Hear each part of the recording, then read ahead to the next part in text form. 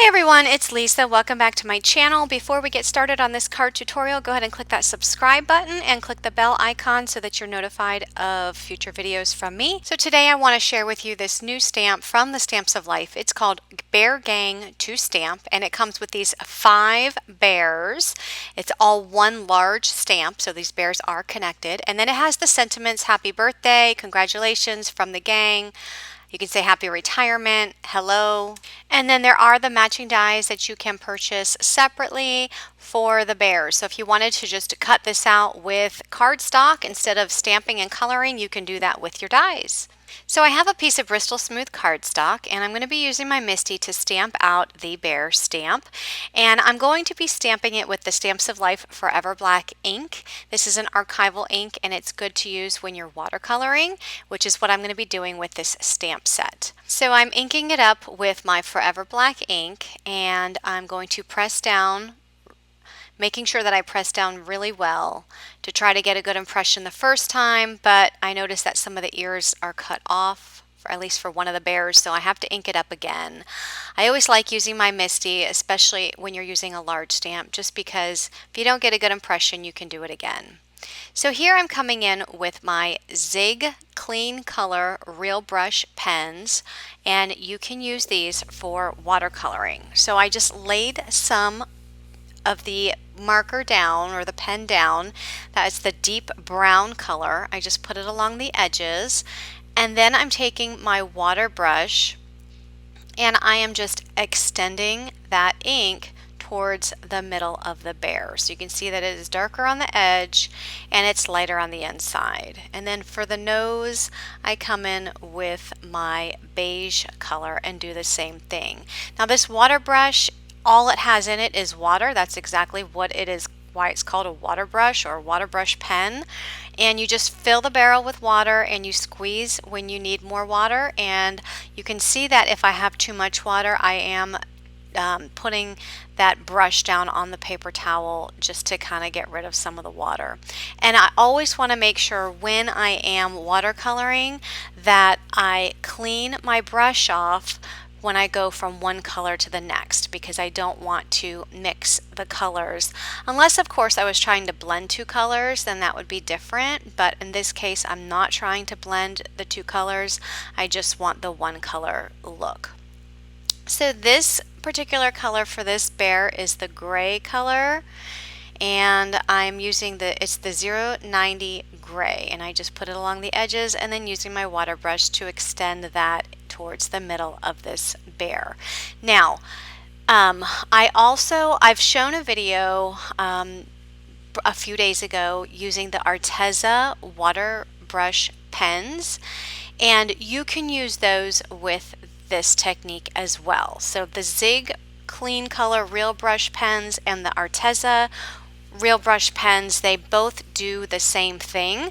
I really like the Arteza. I've been using them for the last couple of days with some other cards that I'm going to be showing in the future, and I'm really liking them. And I like the Zig as well. And I'm going to be showing some more uses on using the Arteza water brush pens coming up real soon on creating backgrounds. And the same techniques can be applied using the Zig Real Brush pens that you see here. Now, I did not use the Arteza in this video because I didn't have the Arteza pens when I created this video. So I am using the Zig Clean Color Real Brush pens. But I will link the video down below on how to use the Arteza water brush pens, because again the same techniques can be used for both watercolor pens, because again they are watercolor and you can use the same techniques. So I've only used for these bears, I've used the deep brown, the beige, the gray, the light gray. So it's really just 4 different colors and the water brush that I've used with these bears. Now if you didn't want to color, you can always just use your dies and you can die cut them out with some cardstock, and you can make these bears pretty much any color you want to, and you can just piece them together. But I did not do that here. I did the coloring, and then I'm going to use my shadow die and I'm going to die cut the entire image out in order to use on my card. So here you see me just placing the shadow die around that image, holding it down with washi tape because I don't want that to move when it goes through my die cut machine. And then there's my image. So I'm going to be making a birthday card today. I do have an A2 size card base in the powdered sugar. I am using some components of the 5x7 box card, such as the banner. I'll also be using the sentiment from here and some balloons. So that's all, those three pieces were from that box card die set. I did die cut the banner out of the pool cardstock, and I die cut the word happy out of the sunshine cardstock, and I did make sure to put double-sided adhesive on the back of those letters before running that through my die cut machine, because you can see how small and intricate those letters are. It would be very hard to add some double-sided adhesive or some glue to the back of that afterwards if I didn't already apply it.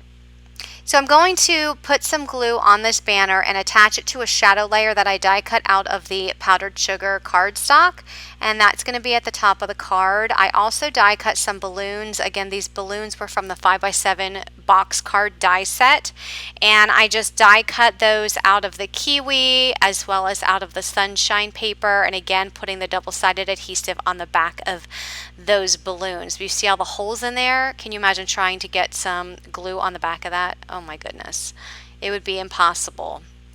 So here I'm just placing everything. That pattern paper that you see there is from the Love You paper pad, and I chose to use the strawberry sprinkles pattern that you see, and that paper is cut to 4 3/16 by 5 7/16. I made it larger than I normally do because that stamp takes up a very large portion of an A2 size card. So here you see me using some twine and some glue dots just to attach the twine to the back of those balloons, because I want it to look like the bears are holding those balloons by the twine. And then I'm going to attach those balloons to the card, and I'm only going to include 2 balloons. I think I had die cut 3, but I'm only going to include 2 because there just was not enough room for more than that on this card. And I want to make sure that that twine is going behind those bears. So I just take some double-sided adhesive tape and tape that twine down to the cardstock,